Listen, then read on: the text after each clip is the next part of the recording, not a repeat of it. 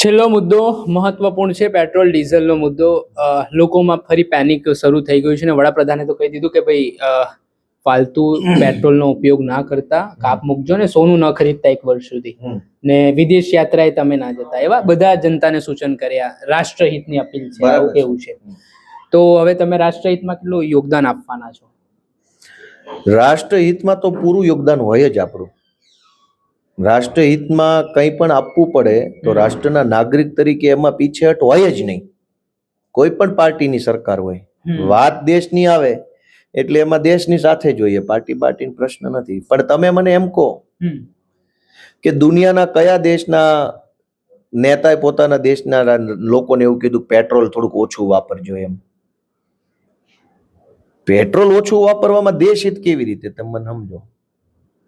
એ તો કઈ ખાવાની વસ્તુ તો છે નહીં, વેડફવાની વસ્તુ નથી. જરૂર હશે એટલું જ વાપરશે, અને મફત તો મળતું નથી, પૈસાથી જ મળે છે. સમજો, પેટ્રોલ તો પૈસા દેવા સિવાય મળતું નથી. તો તમે કેટલું વાપરશો? જરૂર પૂરતું વાપરશો કે બિનજરૂરી? તો બિનજરૂરી પેટ્રોલ કોણ વાપરતું હશે? સરકાર પોતે જ.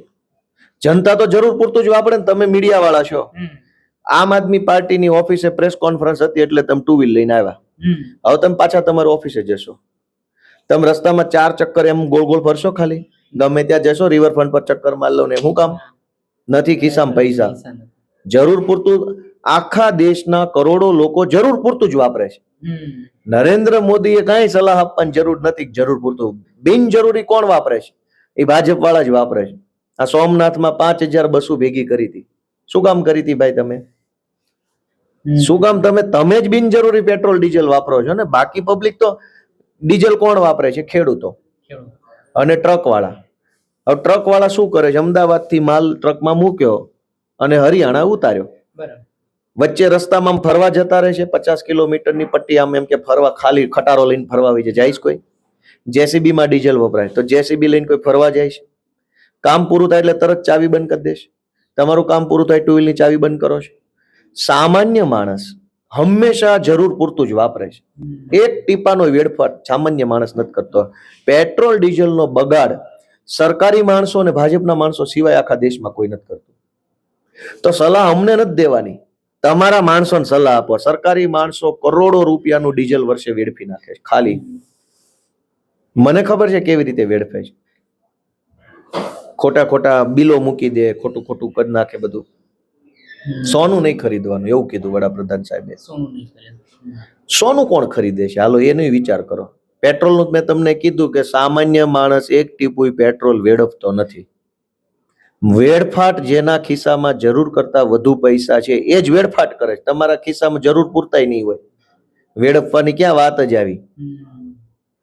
દેશમાં કરોડો લોકો 100 નું, 150 નું, 20 નું, 50 નું, 80 નું, 238 નું એમ ડીઝલ પેટ્રોલ ભરાવે છે ગાડીમાં. 2 વ્હીલની ટાંકી ફૂલ કરાવવા વાળા કેટલા 100 માંથી?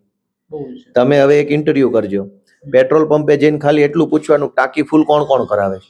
100 જણાને પૂછશો ને તો એમાં 5 જણા ટાંકી ફૂલ નહીં કરાવતા હોય. વેડફવાની ક્યાં વાત છે? ટાંકી જ ફૂલ થતી નથી, રિઝર્વમાં હાકે જ ગાડીઓ. એટલે પહેલી વાત છે કે દેશનો નાનો માણસ પેટ્રોલ ડીઝલનો વેડફાટ નથી કરતો, એ જરૂર પૂરતું જ વાપરે છે. બીજી વાત, સોનું નહીં ખરીદવાનું. સોનું કોણ ખરીદે છે આ દેશમાં? Upper class. જેની પાસે 2 નંબરના ખૂબ રૂપિયા છે એ બિનજરૂરી સોનું ખરીદે છે, રૂપિયાને ઇન્વેસ્ટ કરવા.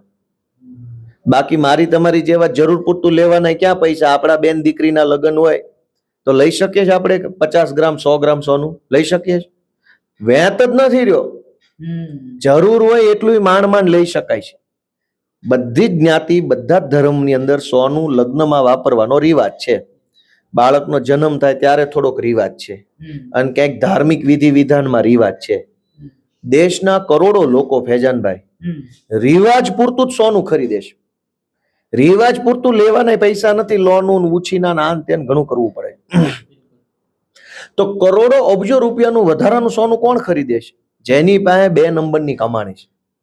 ધારો કે કોઈ માણસ કલેક્ટર કે ડેપ્યુટી કલેક્ટર હોય, જમીનની ફાઇલોની અંદર એને માનો કે 20 કરોડ રૂપિયા મળ્યા, તો 20 કરોડ રૂપિયાનું શું કરવાનું? રોકડા ક્યાંય મૂકી શકાય નહીં.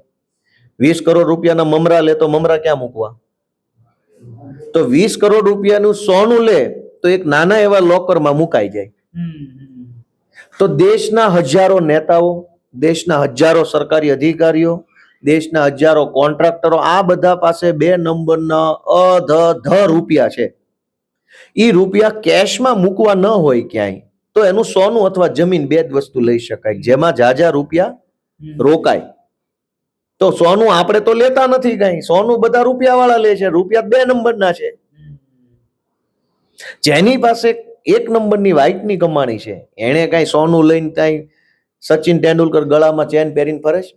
મોટો જાદો આવો મોટો આમ ઓલો સાંકળ જેવો કેમ ભાઈ? અમિતાભ બચ્ચન પહેરે સોનાનો આટલો મોટો જાડો ચેન? હા કે મારે હોય તો માથું ફૂટી જાય. એની પાસે વ્હાઈટની કમાણી છે એટલે એને કઈ ધંધા કરવાની જરૂર નથી. આપણી પાસે બિલકુલ કમાણી નથી એટલે આપણે સોનું લેવાની જરૂર નથી. સોનું ખાલી જેની પાસે 2 નંબરના રૂપિયા છે એ તો લે છે કરોડો રૂપિયાનું. તો વડાપ્રધાનને આ બધી વસ્તુ નહીં ખબર હોય, ખોટી સલાહ ના આપીએ. અને પેટ્રોલ ડીઝલની વાત, વિદેશ યાત્રા નહીં જવાની વાત, એ તો હું અમથોય જાતો નથી, મારી પાસે પાસપોર્ટ જ નથી. વડાપ્રધાન અત્યારે વિદેશ યાત્રામાં ભલે છે, એમણે સલાહ આપી હતી. કાંઈ ભલે જાય, એનો કાંઈ વાંધો નહીં, ભલે જાય, એ તો આપણા દેશનું કામ છે. જાય એનો વાંધો નથી, 1 વાર નહીં 100 વાર જાય, પણ કઈ કામ થવું જોઈએ. કોણ વિદેશ ગયું, કોણ વડાપ્રધાન 1 નહીં 500 વાર વિદેશ જાય તો એ ગોપાલભાઈ ને દેશની જનતાને કાંઈ તકલીફ નથી. મુદ્દો એ છે કે તમે જ્યાં જાવ ત્યાં કઈ કામ થવું જોઈએ. ખાલી ખોટા આંટા મારીને ફોટા પડાવીને પાછા ન આવવા જોઈએ. કઈક કરો. અત્યારે દુનિયા આખામાં કોઈ દેશોમાં પેટ્રોલ ડીઝલ ને લઈને આવું નથી હાલતું, આપણા દેશમાં જ કેમ? અને આપણા દેશમાં યુદ્ધ નથી પાછું. અને યુદ્ધ છે ઈરાનનું ને અમેરિકાનું યુદ્ધ હાલતું હોય તો એની અસર ખાલી ભારતને જ કેમ થાય છે?